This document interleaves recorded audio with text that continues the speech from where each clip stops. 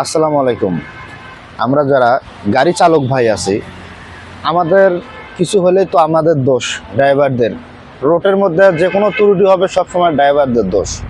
কী হয়েছে, ড্রাইভার ভালো না, গাড়ি চালাইতে পারে না, এই সেই নানান বৃত্তান্ত ড্রাইভারদের নামে।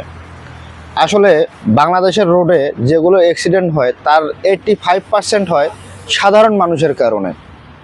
যেমন রিক্সাওয়ালা আছে, সাইকেলওয়ালা আছে, ভ্যানওয়ালা আছে।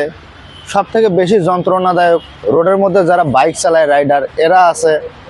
আর সাধারণ কিছু আমজনতা আছে যারা রাস্তা পার হওয়ার সময় ডানে বামে আগে পিছে কোনো কিছু খেয়াল করে না।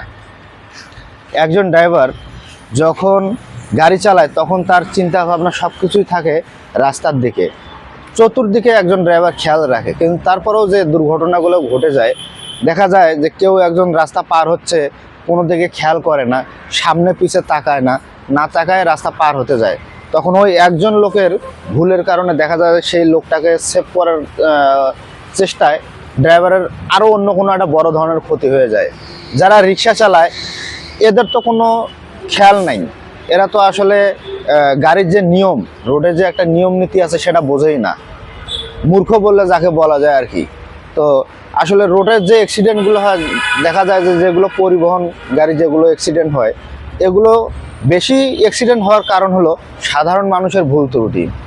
সাধারণ মানুষ যাদের কোনো রোড সম্পর্কে খুব একটা ধারণা নাই, এরা রোডের নিয়ম কানুন খুব একটা বোঝে না, এইসব লোকের কারণেই দেখা যায় যে পরিবহন যে গাড়িগুলো কিংবা অন্যান্য যে গাড়িগুলো আছে এগুলো দুর্ঘটনা ঘটে থাকে।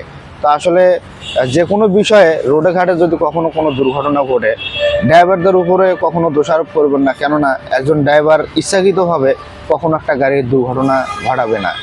ধন্যবাদ।